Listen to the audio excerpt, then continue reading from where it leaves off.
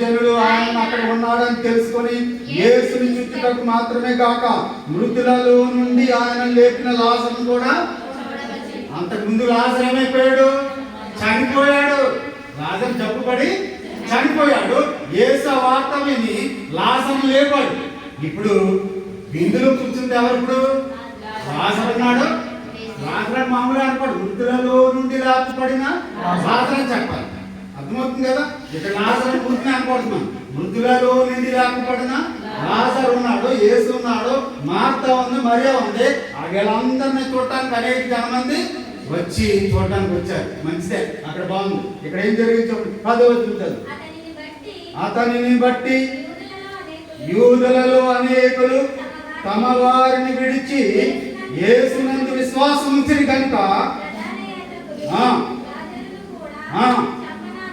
చూసారా, ఎవరిని చంపడానికి ప్లాన్ చేశారంటే వీళ్ళు?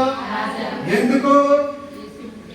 లాజరు ఏం చేశాడు అంటే తప్పు ఎవరు చేశాడు? లాజరు తప్పేం చేయలేదు, వాళ్ళకి ఏమైనా అపకారం ఏం చేయలేదు. కానీ అక్కడ కూర్చున్న వారు యేసు ఉన్నాడు, లాజరు ఉన్నాడు, మరి ఎందుకు మాత్రం వీళ్ళని చూడటానికి. అంటే ఆ ప్రాంతం అంతా ఏమైందంటే దేవుడు యేసు మృతులలో నుండి ఒక వ్యక్తిని లేపాడు. ఒక ఆశ్చర్యకార్యం జరిగింది. ఎలా జరిగింది ఇది? ఆయన ఎలా ఉన్నాడు? లాజరు ఎలా ఉన్నాడని చూడటానికి వచ్చారు. వచ్చి కొంతమంది విశ్వాసము ఉంచారంట. ఎందుకు?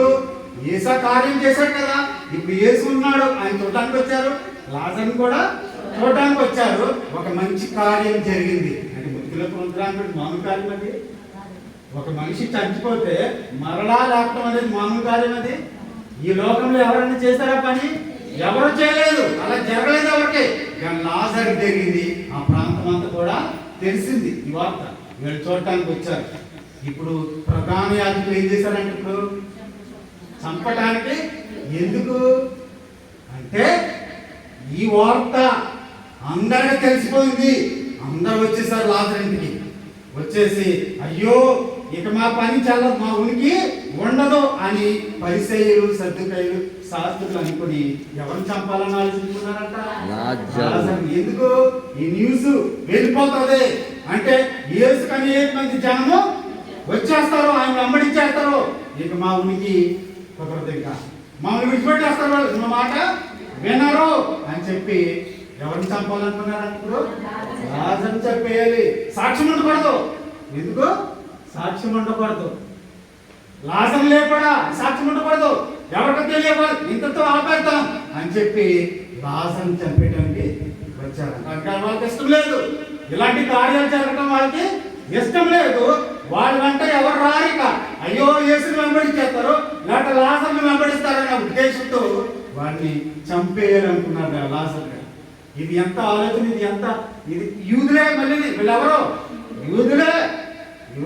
అదే అంటున్నాడు ఇక్కడ. ఇక్కడ 15వ వచనంలో ఏమన్నాడు? తమ ఆలోచనలు యెహోవాకు కనబడకుండా లోపల వాటిని మరుగ చేర్చు వారికి శ్రమ. ఇప్పుడు అది జరుగుతుంది. చర్చెస్ లో కూడా అది జరుగుతుంది. ఎవరన్నా కాస్త ఆత్మీయంగా ఎదుగుతున్నారు, ఆత్మీయంగా ఉన్నారు అంటే మిగతా వాళ్ళకి కొంత బాధ కలుగుతుంది. ఉందా లేదా? ఉన్నదే. చర్చలో ఎవరికైనా కొంతమంది ఒక 150 మంది 200 మంది విశ్వాసం ఉంటే కొంతమంది సంఘ పెద్దల్ని ఎన్నుకుంటారు. సంఘం మాస్టర్ గారు లేరు, లేకపోతే ఎవరు లేరు, ఒకవేళ పెద్దలు నడిపించాలి, వాళ్ళకి అర్హత ఉంది, రక్షణ పొందారు, బాప్తిజం తీసుకున్నారు, అనుభవం ఉంది, రండి నడిపించండి చంపేయాలని ఆలోచించుకున్నారంట లాజరు. అంటే సాక్ష్యం ఉండకూడదు. ఇంకా దేవుడు చేసినటువంటి అద్భుతాన్ని కప్పేయాలనుకుంటున్నారు వీళ్ళు. ఆ ప్రాంతం అంతా యేసు గురించి తెలియకూడదు, ఎవరు కూడా యేసుని వెంబడించకూడదు. అయ్యో ఈయన దేవుడా, ఈయన రాజుగా వచ్చాడు, మాకు వద్దు, మేము మోషే ధర్మశాస్త్రాన్ని అనుసరిస్తున్నాం, మాకు ఆయన కావాలి నాయకుడు మోషే. అర్థమవుతుంది మీకు? అంటే వాళ్ళు చేసినటువంటి ఆలోచన ఎలా ఉన్నాయంట? దుర్మార్గంగా ఉన్నాయి. అందుకేమంటున్నారు ఇక్కడ? హెచ్చరిక చేస్తున్నాడు దేవుడు. యెషయా తమ ఆలోచనలు యెహోవాకు కనబడకుండా లోపల వాటిని మరుగు చేర్చు వారికి శ్రమ. నీవు కూడా అంతే. మనకు కూడా హెచ్చరిస్తున్నాడు. కేవలం యూదులకు మాత్రమే కాదు, దేవుని పిల్లలనేటువంటి మనకి. మనం విడిచిపెట్టి లోకాన్ని విడిచిపెట్టి రమ్మన్నాడు మనల్ని. లోకంతో కలవద్దన్నాడు. ఎప్పుడైతే లోకంతో కలవకుండా అవిశ్వాసులతో జోడి కట్టద్దు. నువ్వు దేవుని మందిరానికి రా, నువ్వు నా రాజ్యంలో ఉన్నావు. ఇప్పుడు నీ ఆలోచన వేరేగా ఉండాలి అని చెప్తున్నాడా లేదు? మన ఆలోచన కాదవి, మన ఆలోచన అలా ఉండకూడదు. ఒక వ్యక్తికి అయ్యో ఈ పదవి ఇచ్చారా, మంచిది అమ్మా, నీ ప్రోత్సహిస్తాం, నీ వెనకాల ఉంటాం, జరిగించు కార్యాలు, మంచిది అక్క, నీకు ఫలానా బాధ్యత నీకు ఇచ్చారు అక్క, మేము అంటూ ఉంటాం, నడిపించండి, ముందుకు వెళ్ళండి, కార్యాలు తీసుకెళ్ళండి అని చెప్పి మనము ఆలోచన.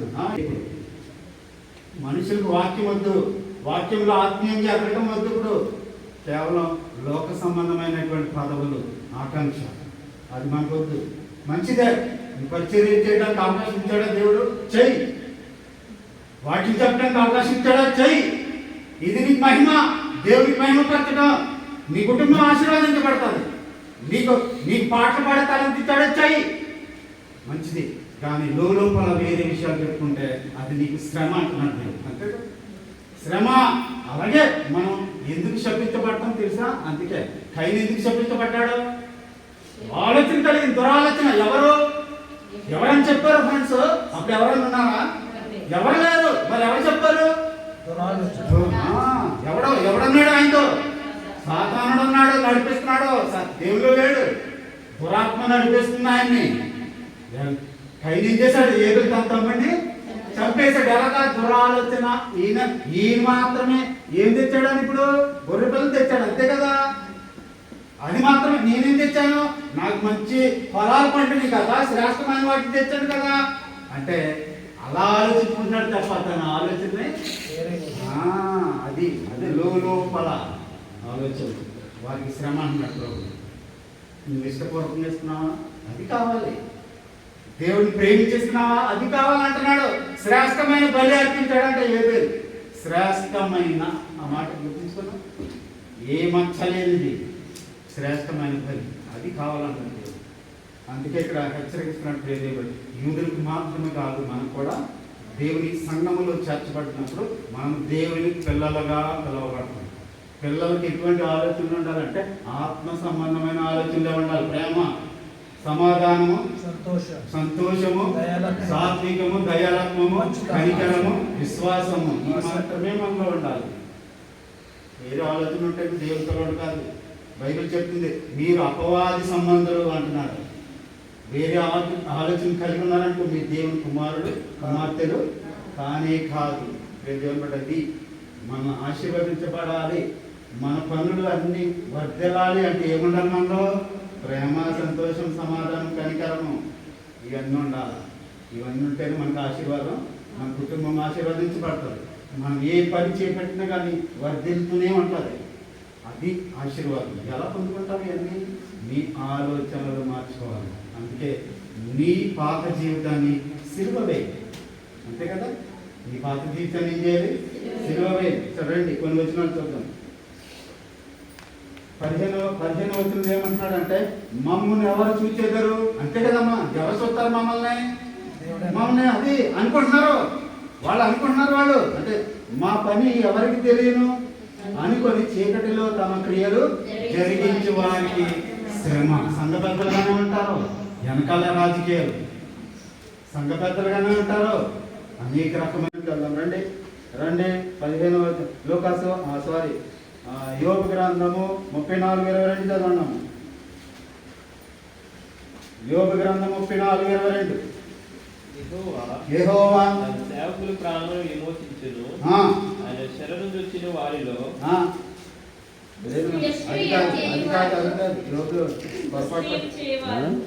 దుష్క్రియలు చేయవారు దాగుకొనుటకు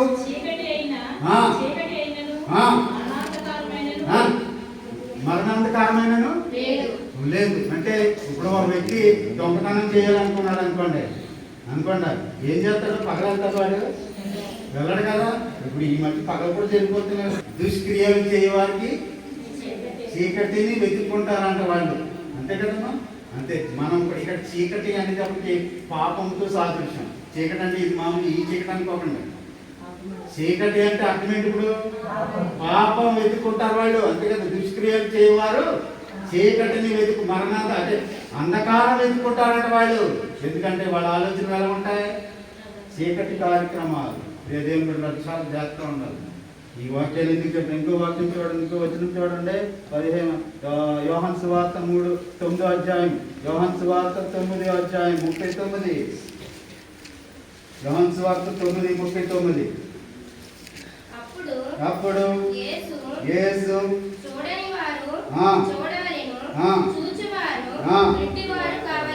చూచువారు గుడ్డి వారు కావలెను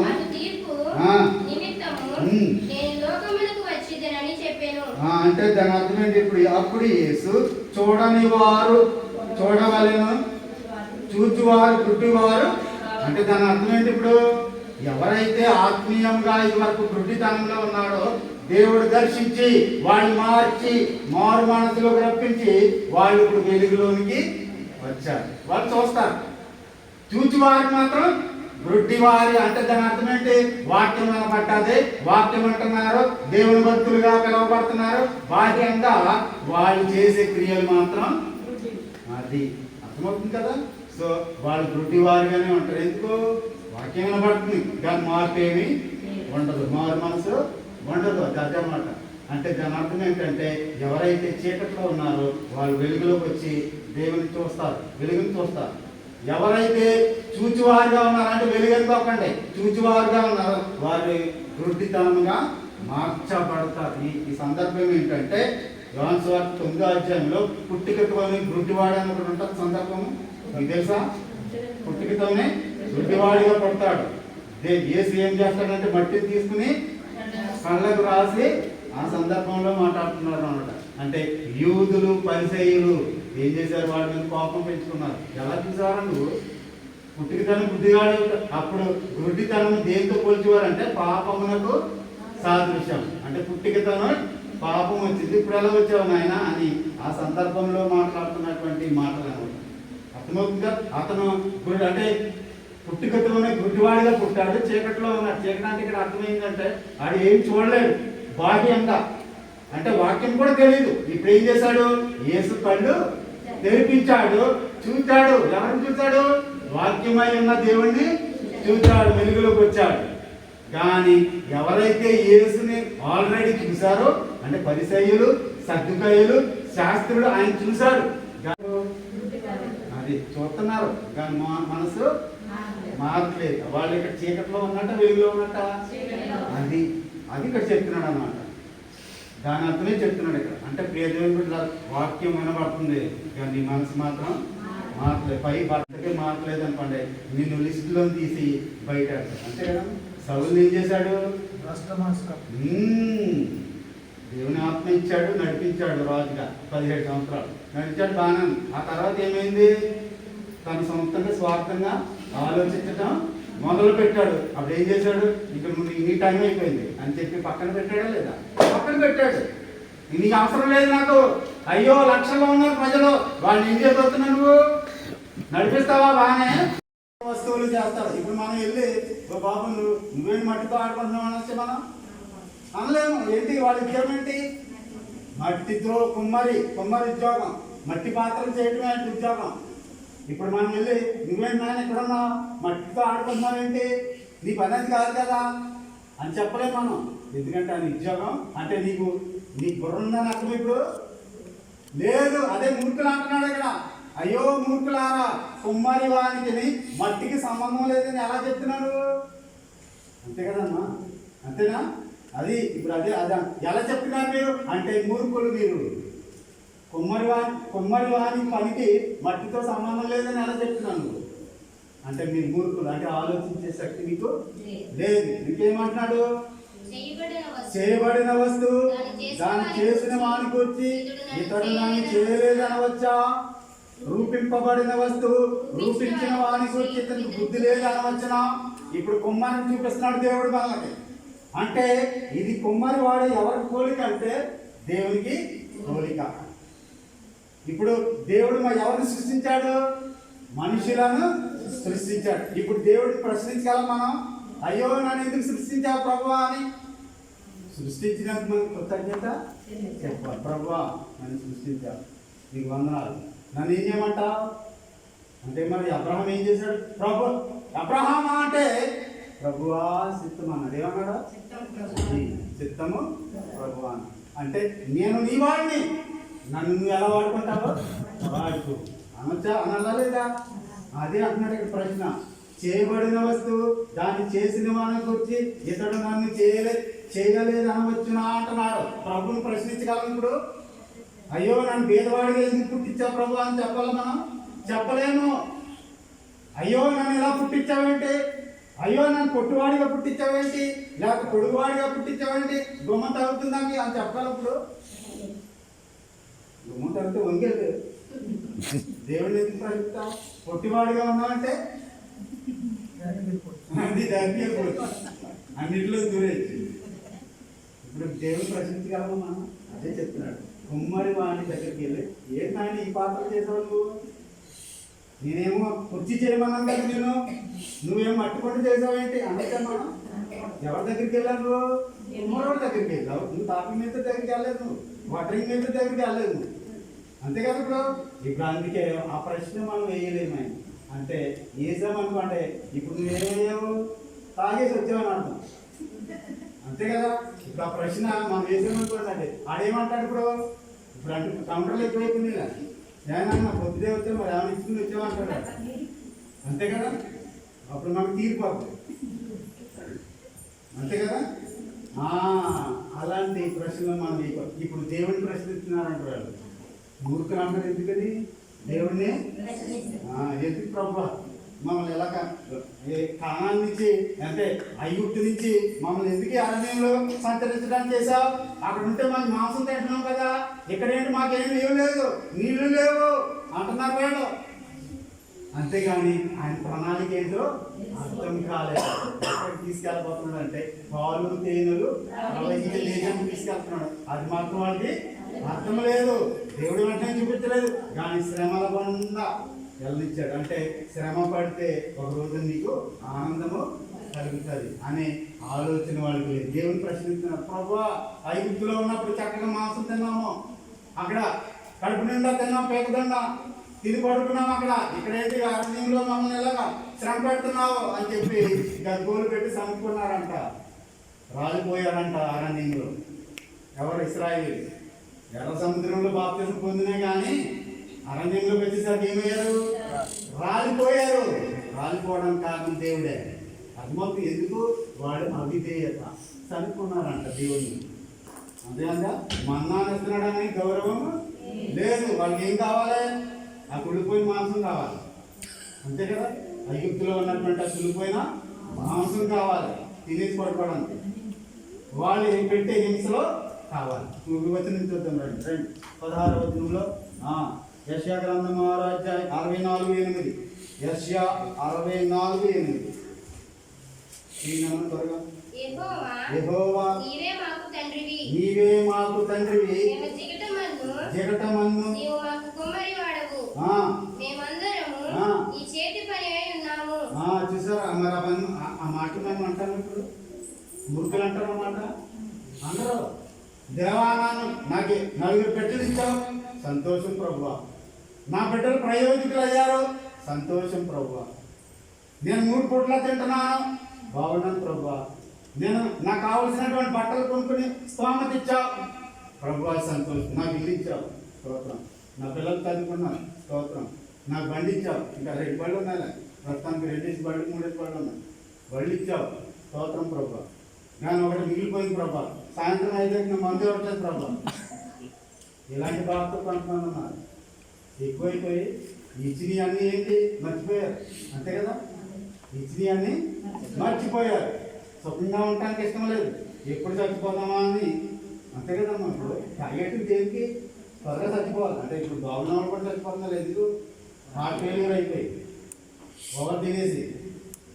సో దేవునికి కృతజ్ఞత. ఇప్పుడు మన కుమ్మరవాడి దగ్గరికి వెళ్ళి అయ్యో ఇలా చేసావేంటమ్మా, ఇలా చేయకూడదు నువ్వు అని అనకూడదు. ఆయన పని అది.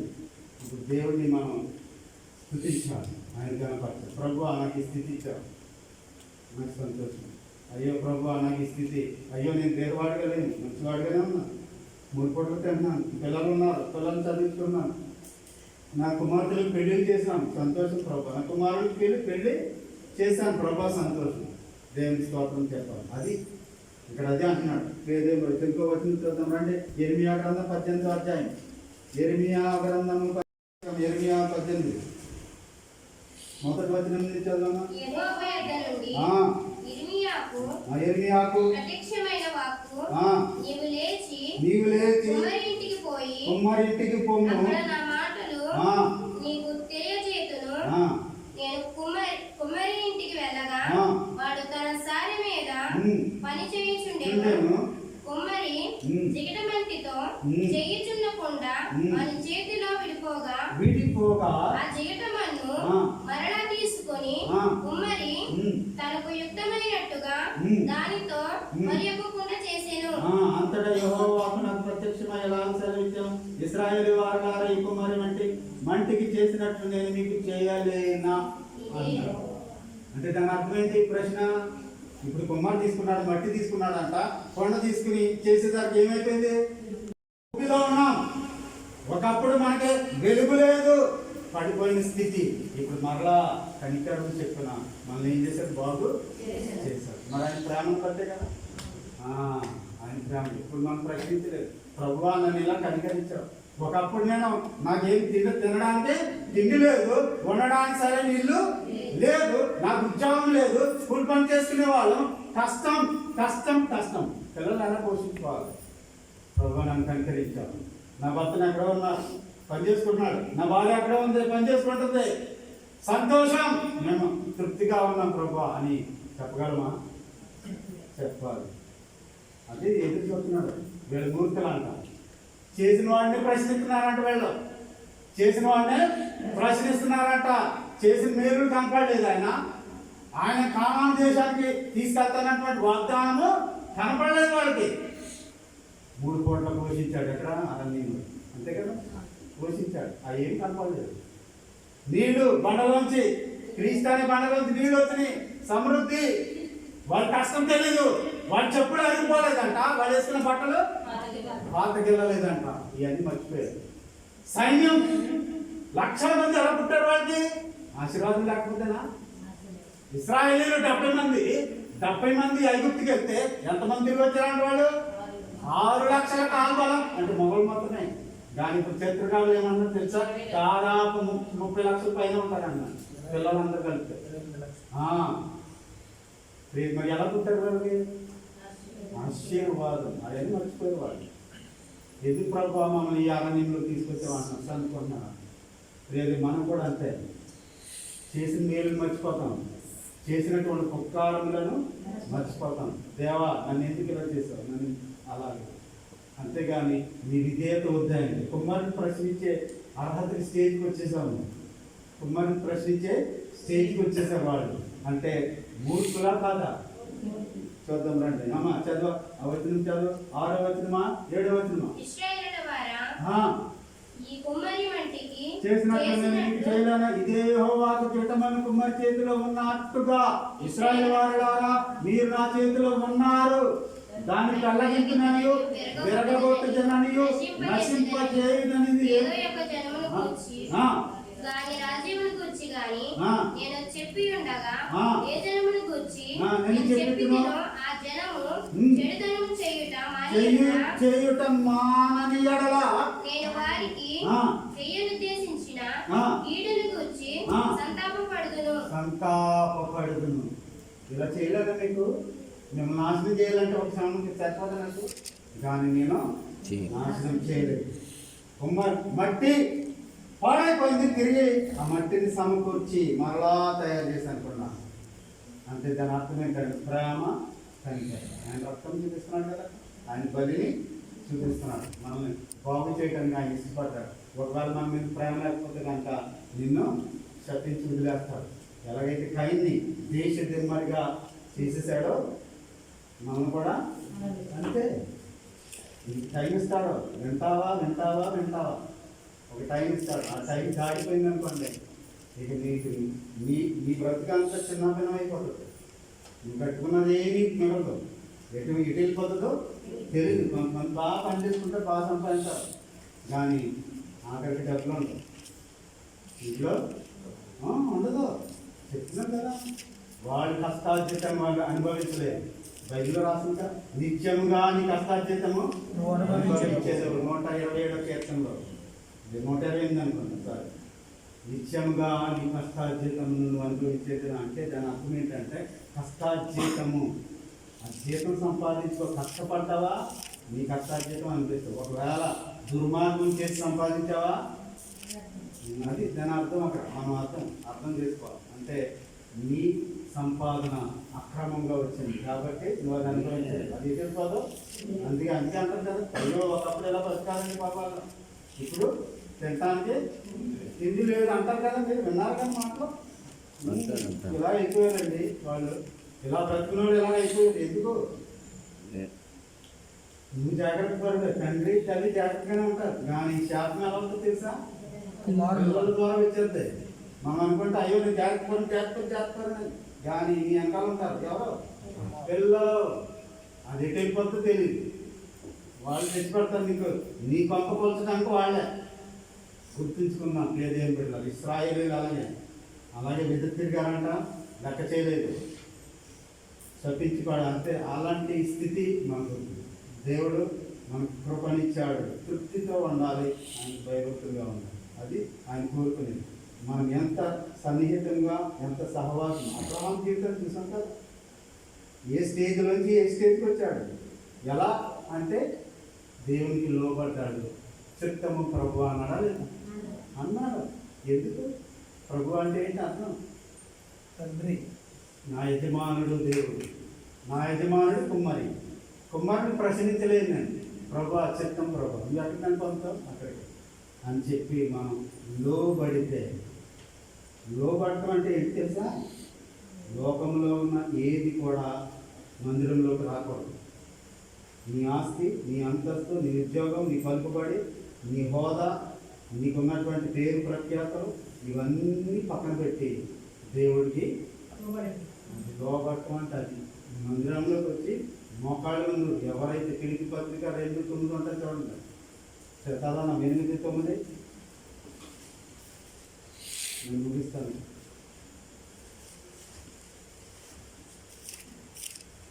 రెండవ అధ్యాయం పిలిపి పత్రిక 2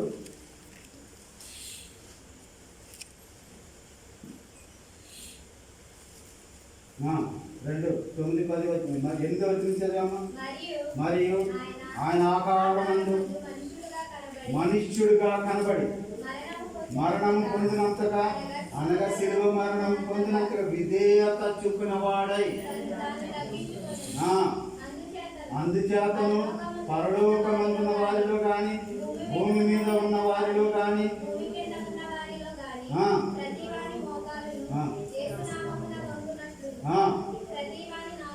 నాలుగయు తండ్రి అయిన దేవుని మహిమార్థమే యేసుక్రీస్తు ప్రభువు అని ఒప్పుకున్న. ప్రభు అంటే అర్థమేంటి? ప్రభువా నువ్వే నా చిక్కు, నువ్వే నా యజమాను, ఆయన కుమ్మరి, ఆయన చేతిలో మన పాత్రలు, నువ్వే నా యజమాను, నువ్వేం చెప్తావు? అందుకే సమయాలు అంటాడు, చిత్తం ప్రభు నేను ఆలోచిస్తున్నాను అంటాడా లేదా? అంటాడు. ఎందుకు? లోబడటం. అది ఆయన కుమ్మరి, ఆయనే అధిపతి. ఆయన క్రింద మనం ఎప్పుడైతే ఉంటామో మన మోకాళ్ళు వండుతాయి. మనకు ఆయన క్రింద ఉండేదనుకో నీ మోకాళ్ళు వంగవు, అహంకారం ఉంటుంది, మోకాళ్ళు వంగవు. మోకాళ్ళు ఎప్పుడైతే ఉంచుతాము ఇక్కడ మందిరంలో, అప్పుడు నువ్వు కరెక్ట్గా ఉంటావు, అప్పుడు లైన్ అవుతావు, నీకు ఆశీర్వాదాలు వస్తూ ఉంటాయి. మోకాళ్ళు వంచినంత వరకు, అంటే నేను బలహీనం వరకు నేను చెప్పట్లేదు, కానీ బలహీనంగా ఉన్నవాళ్ళు చదివేదే కానీ నేను చెప్పేది మీకు అర్థమవుతుందా లేదు? సరే ఆఖరిగా వచ్చింది జరుగుతుంది, ఇంకొచ్చి అంటాడు రండి. రోమా పత్రిక 9వ అధ్యాయం. రోమా పత్రిక 9వ అధ్యాయం.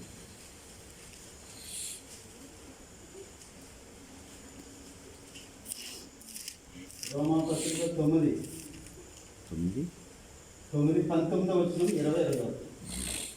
రోమా ఆయన చిత్తమును ఎదిరించిన వాడెవడు?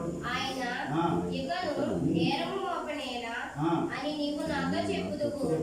అవును గాని ఓ మనుషుడా, దేవునికి ఆ. ఎదురు చెప్పుటకు నీవెవడవు? నీవెవడవు? చూసారా, దేవునికి ఎదురు చెప్పుటకు నీవెవడవు? ఎవడవు?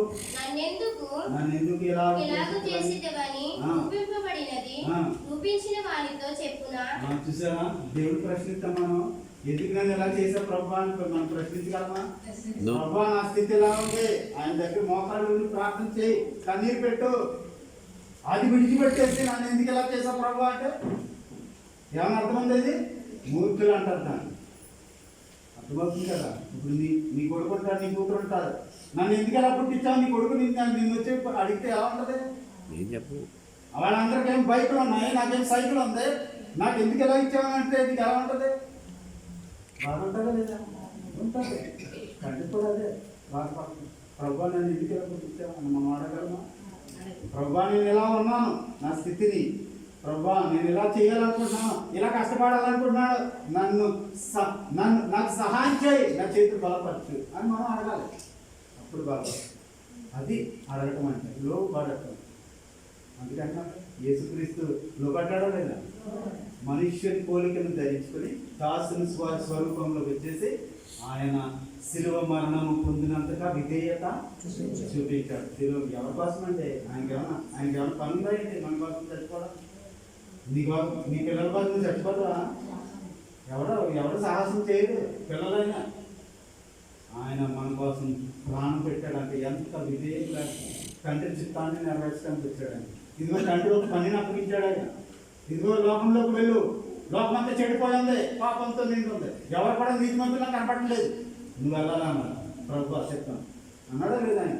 అది శిలువ మరణం పొందినంతగా విధేయత చూపించిన వారు. ఆయన శిలువ మరణం పొందకపోతే ఈ రోజున అంటే వాక్యం అనేది కాదు, ప్రస్తులుగా మిగిలిపోతుంది. చదవమ్మా. ఒక ముద్దలో నుండి ఒక ఘట్టము ఘనతకును ఒకటి గణహీనతకును చేయుటకు మంటి మీద కుమ్మరివానికి అధికారము లేదా? అవును కదా, కుమ్మరివానికి అధికారం ఉందా లేదా? ఉంది. మట్టి ఆయన చేతుల్లో ఉంది. ఒకటేమో పనికొచ్చే పాత్రలు చేయగలడు, ఒకటేమో పనికిరాని కూడా చేయగలడు. ఆయన చేతిలో ఉంది అది మట్టి. నువ్వెలా ప్రశ్నించగలవు? ప్రశ్నించలేదు. అందుకే దేవుని ప్రశ్నించే అవకాశం మనకి తీసుకోకూడదు కూడా. ఎందుకంటే అవిధేయత, దేవునికి లోబడి మనం బ్రతకటమే మన విధి. అందుకే కదా ఎఫెసీ పత్రిక సత్క్రియలు చేయటకే నేను మిమ్మల్ని సృష్టించాను అంటాడు. సత్క్రియలు, మంచి పనులు చేయటంటే దురాలోచన ఉండకూడదని చెప్పిన ప్రభు. అలాంటి బ్రతుకు మన జీవితంలో ఉంటే కనుక ఎప్పటికీ ఆశీర్వదించబడదు. నీ భక్తి అంతా కేవలం నటించడానికే తప్ప ఇక ప్రయోజనము ఆశీర్వాదకరంగా. అందుకే బైబిల్ అంటున్నాడు, నీవు ఇతరులకు ఆశీర్వాదకరంగా ఉండాలి, నీ కుటుంబము ఆశీర్వాదకరంగా ఉండాలి, మంచి సాక్ష్యం పొందాలి. అది దేవుని యొక్క ఉద్దేశం. మరి వచ్చే వారం మిగతా వచ్చిన చూద్దాం. దేవుడు దీవించి ఆశీర్వదించిన కాక.